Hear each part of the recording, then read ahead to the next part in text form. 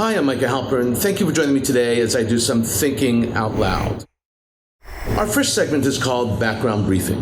The first thing I've been thinking about is politics in America. It's a rock'em sock'em game, and it has become too ugly and very destructive. All indications are that these next 4 years will be one long knockout, drag-out political battle. The political stock of every seat, every elected post, has stratospherically risen. U.S. politics as we know it changed in November 2020. The political games have drawn their strategies. All their camps know what they're doing. Either you want to remain victorious or you want to recapture the flag. That's not new, actually. It's the de rigueur in political arenas. But what is new, astoundingly disturbing, is the way our democracy and the way those elections are taking place. Most venerated democracy in the world has changed. Gloves are off. Political daggers are out. The rules in the game of the United States politics have changed. No longer do we have political winners and political runner-ups. Today we have one winner and one very serious loser. There is no middle ground. It's all or nothing. Winner takes all, loser is exiled. And the future of democracy as we have known it and lived it is in jeopardy.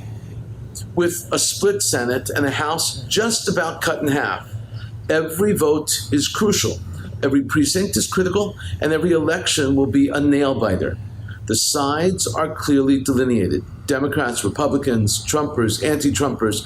Every group has begun to implement their battle plan. First step is raising money. The election that rocked our political world is only 3 months behind us, but the midterm elections and even the 2024 presidential election is breathing down our political necks. America is building towards, and America is racing towards, actually, the next election cycle. There are always winners and losers in politics. That's a given. It's the nature of our system. For decades, politics has been a seesaw, back and forth, back and forth. Sometimes you're up, sometimes you're down. But the person sitting at the bottom was always considered to be a friend, or at least a colleague. And that was to our delight, actually. After all, this is politics. Experiencing a bad period of political luck is commonplace. Never were they the enemy. Never did you consider concretizing your win by driving the loser into exile, banishing them for a foreseeable future. Today, politics is petrified. Political leaders are fatalists, fearful that if their party is defeated in the next go-round, it could mean decades on the outside, looking in at a changed and perhaps unrecognizable political landscape. The public is petrified. Differences between the parties are so dramatic. The expression of different political opinions in unfamiliar circles is critical to understand. People at large now wear a political agenda as a badge of pride, as a coat of arms. Those once upon a time days where one's political choice was private and no one told anyone, that's gone. A fairy tale, it's over. Replaced by a horror movie. Thus far, political strategies that have emerged have been brutal. The goal, more than to improve our society, our country, our beloved democracy, is to destroy the other, destroy the opponent, not just politically, but also personally. The take no enemies, total destruction and domination. It sounds like a video game, a board game, a thriller novel, but this has become, to our dismay, our life and our political future. There still are a few who attempt to build bridges, to bridge the gap, to create unity, but their valiant attempts have been met with derision. The voters, they are told, aren't interested. No more reaching across the aisle. The old-fashioned way of conducting political business will not advance the message or improve the country. The scorched earth policy, by its very definition, cannot sustain a multi-party system, and that's a problem. There can only be two parties, one winner and one loser. That's a problem. One larger and dominant and one smaller and weaker. Okay. A third party will neuter the party that is closest to its ideology. The voters will be leached from a victory and deliver it to the counter party. Bridge builders do not have the strength to convince scorched earth strategists, not only because they are perceived as weak, to lack political backbone, but because they do not have the all-important political clout necessary to successfully wrangle and wrestle more supporters for their party and causes. There is a third and much more better significant option. This, too, will fail. But I need to express it because it's the best way back to political normalcy. Just focus on your message. That's the third option. Focus on your message. In previous elections, voters mostly voted for candidates because they wanted them. In the past election, too many voters voted against candidates they did not want. Biden won in November because there was a very large anti-Trump vote. This is hardly a way to vote. It will be the end of the U.S. democracy as we know it if that's the case. Politics used to be an art, a gift. Today, U.S. politics is a military exercise. Opposition research rules. What a shame. Coming up next, points of view. First up is an essay by Dennis Prager. It's entitled, "Given How Flawed Human Nature Is, America Has Been a Remarkable Moral Achievement." It was published on February 16th, 2021. Dennis Prager is a nationally syndicated talk show host and founder of the enormously successful online educational channel called PragerU. The university produces short YouTube-like clips explaining and teaching about a wide variety of subjects, especially politics. This is how Prager begins. Given how flawed human nature is, America has been a remarkable moral achievement. This is a truism that separates the wise man from the fool. This is the truism that separates the left from the anti-left. Those who acknowledge how flawed human nature is compare America to reality. Those who do not compare America to some utopian image, a country free of inequality, prejudices, intolerance, sexual misbehavior, greed, etc. This divide helps explain why those who hold a biblical worldview, usually religious Jews and Christians, are more likely to appreciate America than those who do not. It is fundamental to Judaism and Christianity that the will of man's heart is evil from his youth. Genesis 8:21. I think Prager raises a fascinating point. However, I do not agree. I do not think that America is divided along religious lines in this. The love of America is not that way. I do not believe. But Prager now offers some examples to prove his thesis. He lists 6 examples of deeply problematic moral behavior. Here are a few of the examples he gives. Prager writes, "I offer a partial list of bad traits inherent to human nature. When perusing it, one can only marvel at how good a country America became. Number 1, a yearning for power over others. This yearning is what has animated nearly every political leader in history. There are people who do not have a personal craving for power and seek positions of power solely because of a calling. But these people are rare. The American founders understood this. They created a unique political system to minimize power and maximize checks on power. This is the reason for the division of power among the 3 co-equal branches of government. And the reason states were given so much power.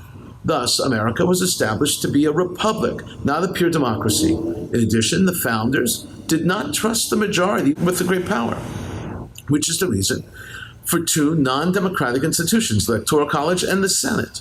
That is why the left, which is rooted in a desire for power and therefore a desire for even more powerful government, loathes the Electoral College and the Senate. Number 3, a yearning to feel and be considered important and morally superior. This is nearly universal. People, historically men, but increasingly women, ache to believe that they are important. There is nothing inherently wrong with this yearning. However, it can lead people to engage in irresponsible, even evil behavior, solely because it makes them feel important. This explains why the left fights largely non-existent evils such as systemic racism, white supremacy, white privilege, and capitalism. Fighting evil, even make-believe evils, makes one feel important and morally superior to those who do not fight these evils. And number 6, ingratitude. Gratitude is not built into human nature. That's why good parents tell their children thousands of times, say thank you. Gratitude needs to be cultivated. And throughout American history, it was a great majority of Americans and new immigrants to America were profoundly grateful to be American. Of course, many blacks had legitimate reasons not to be grateful to be American. But over time, that has changed. However, the left has told every group other than white males that they should have no gratitude for being American. One could say that most college and graduate schools, graduate degrees today, are degrees in ingratitude. The left knows it can only win elections when the majority of Americans are ungrateful. Prager concludes, given human nature, America has been an extraordinary accomplishment. However, given the left's largely successful elimination of Judeo-Christian and middle-class values, the consequent unleashing of human nature, that accomplishment may not survive. Now, I disagree with a lot of what Prager says, but it's a very interesting comment that he's made. Next up is a column that comes to us from Northeastern University. It is actually funny and sad at the same time. The university sent out a message informing faculty about the high holidays and Passover. Of course, that was a mistake. The university came clean and made up for their mistake by sending out a new message. The humor in all this is that the university made the mistake in the first place. They did not know the difference between Rosh Hashanah, and Passover. That's sad. But this piece was written by Sidney Steinberg, and she explains exactly how this whole thing happened. This is how she begins. On September 8th, Northeastern University's Office of the Provost sent out an email with the intention of notifying the Northeastern community about two then upcoming Jewish holidays, Rosh Hashanah and Yom Kippur. The email included a significant typo referencing the upcoming holidays as Passover, a different Jewish holiday in the spring. This began the tumultuous weeks of communication, some Jewish students said, between the Jewish student community and the Northeastern administration. Fourth-year environmental science and media and screen studies major and president of Hillel's student board, Avital Brodsky, said, the Jewish community was frustrated by the errors in the initial email, but became more upset by a perceived unwillingness to issue a correction.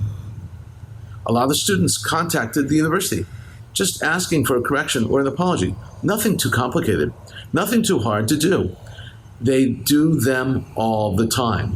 When they make a typo, they usually fix it. In the follow-up email, Brodsky said, the university was making excuses. There wasn't anything actually being done, and it just felt like Jews were sort of an afterthought to Northeastern, where they didn't even care enough to write a 2-second sentence correction to a mistake they made. Now Steinberg actually explains how it concluded, how everything ultimately ended. She writes, Deborah Franco, the senior vice provost for academic affairs, sent out a second email to students explaining that a template email normally used for the spring had been sent out accidentally in the fall. In both the fall and spring semester each year, the provost's office sends out a reminder to the university community about policies regarding religious observances. We regret that in sending this semester's communication, we inadvertently used last spring's template, the email read. Continuing, many thanks to those who have brought this to our attention. We apologize for any confusion or offense this has caused. To those observing Rosh Hashanah beginning Friday, we wish you Shana Tova, a good new year. This is not so bad. Things could be much worse at universities, and they are at universities and colleges around the country. But indeed, it was good that Northeastern University students stood up and had the university make this correction. Coming up, commentary through cartoons, where pictures tell the story. I want to show you and talk about 7 cartoons and items today. They're all very funny, or just plain funny. It's one of the two. First up is a play on a famous comedy routine done in the 1960s and 70s by a comedian whose name I will not mention. I don't want to mention it. The idea is that a cake is composed of various nutrients and important ingredients. There's a picture of a chocolate layer cake. The caption reads, I had this delicious omelet this morning. I seasoned the eggs with sugar, oil, and chocolate. I threw in a little flour for texture. Next up is a classic take on Our Parents Walked to School. They walked uphill both ways in the snow, don't you remember? The caption reads, according to our parents, this is how they got to school. This third cartoon makes fun of the technological age that we're in. 2 women are looking at a clothesline. One woman says to the other, it dries the washing using the very latest technology, a combination of solar and wind power. That's hilarious. Next is an image of a rotary phone, and the caption reads, "If you've used one of these, stay at home. You are in the high-risk group." That's something else. The next line is hilarious and proves just how useless the medium of Zoom can be. The caption reads, "Professor realizes at the end of a 2-hour Zoom lecture that he was on mute." And this is one of those headlines that catches your attention and makes you think, serves them right. The headline reads, 30 Taliban militants killed in an explosion during a bomb-making class at an Afghan mosque. Back to COVID and the crisis of COVID, because we just can't get away from it, because that's a reality. This is about how some people will do to stop wearing a mask. The headline reads, Florida authorities arrest 2 men they say pretended to be U.S. Marshals to get out of wearing face masks. In a moment, my own perspective and a few predictions.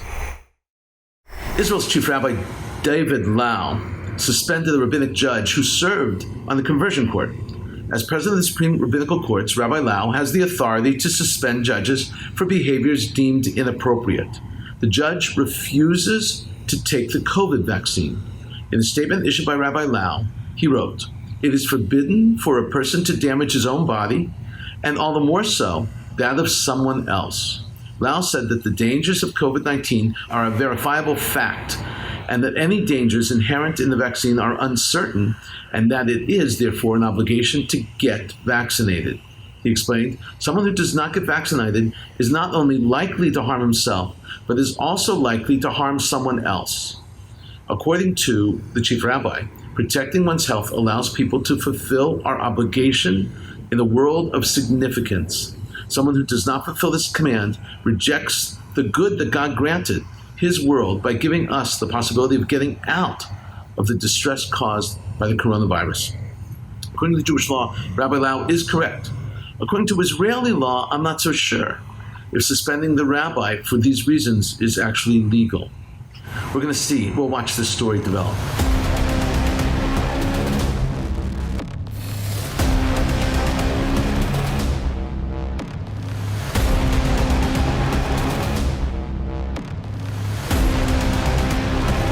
Israel has sent a very clear message to Hezbollah.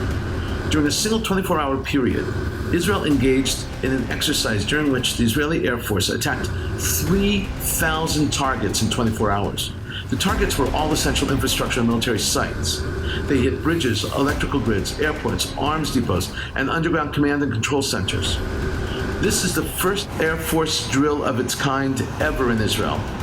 It was so big and so real. Israel carried out this one-of-a-kind exercise in public. In an almost unprecedented move, the exercise was broadcast to the media. Israel was transmitting a message to Hezbollah both through the air and through the airwaves. The message was clear. Israel is prepared to respond to any attack or act of aggression from Lebanon in the Hezbollah.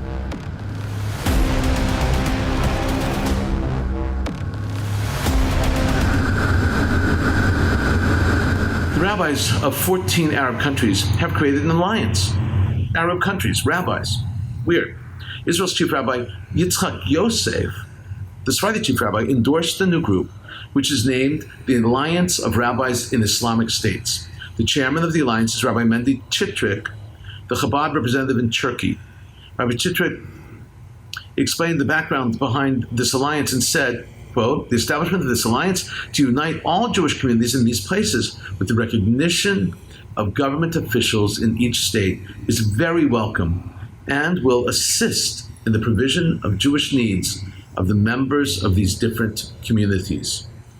The 14 countries participating in this alliance are Tunisia, Morocco, Uganda, Nigeria, Kosovo, Albania, Turkey, Iran, Azerbaijan, Kazakhstan, Kyrgyzstan, Uzbekistan, North Cyprus, and the United Arab Emirates. Additional members are the Russian Muslim majority, republics of Tatarstan and Bashkortostan. According to Rabbi Chitrik, our purpose is to advance Jewish life in these countries and focus on Jews who still work and live in the Muslim world. It's important for us to have our voice heard in countries where we live. So we work with government officials to maintain the Jewish past and sustain Jewish life in the present. Enlivex is an Israeli biotech company specializing in immunology and immunotherapy. The company is working on a cure for COVID. They just completed phase 2 of trials, and the results are very promising. The drug Enlivex is testing and improving is called Allocetra. In the second stage, 16 patients were all in severe or critical condition, survived the 28 experimental phase, and at the end of the trial, 2 of the 16 were still in critical condition and on ventilators. The other 14 patients were fully recovered, healthy, and released from the hospital. The average duration of hospitalization after receiving Allocetra for those who were discharged was 5.3 days.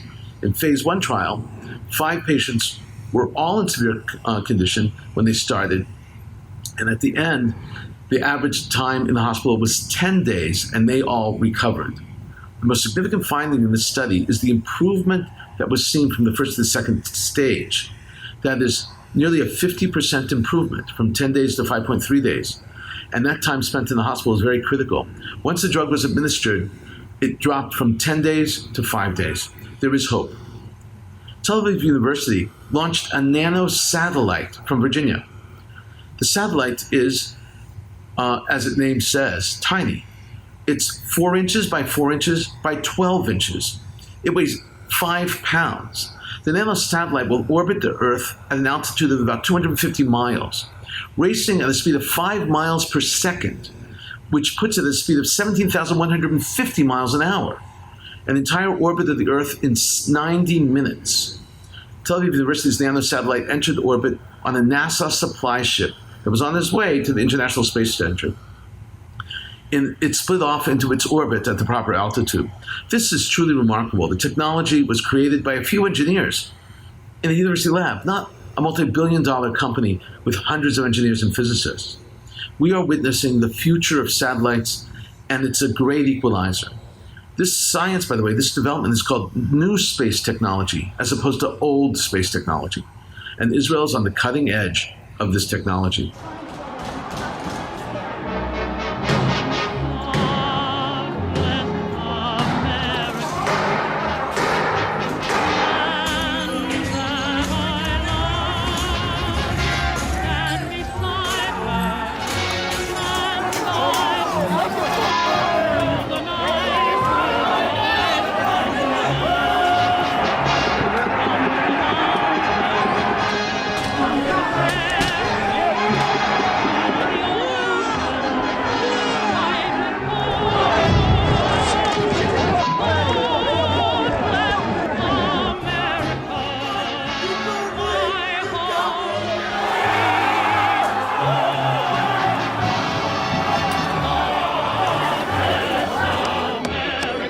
Visual evidence that some protesters have made it inside the Capitol building.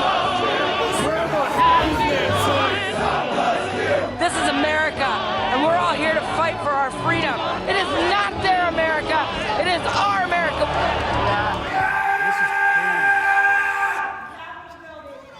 The rioters who broke into the Capitol on January 6th slowly are all being arrested. The rioters sat in Mike Pence's seat in the Senate, and they've shouted and posted horrific Jew hatred, saying that Jews control the government and Israel controls governments around the world, has been arrested. His name is Christian Sekor. His internet name is Griper. He follows and supports white supremacists.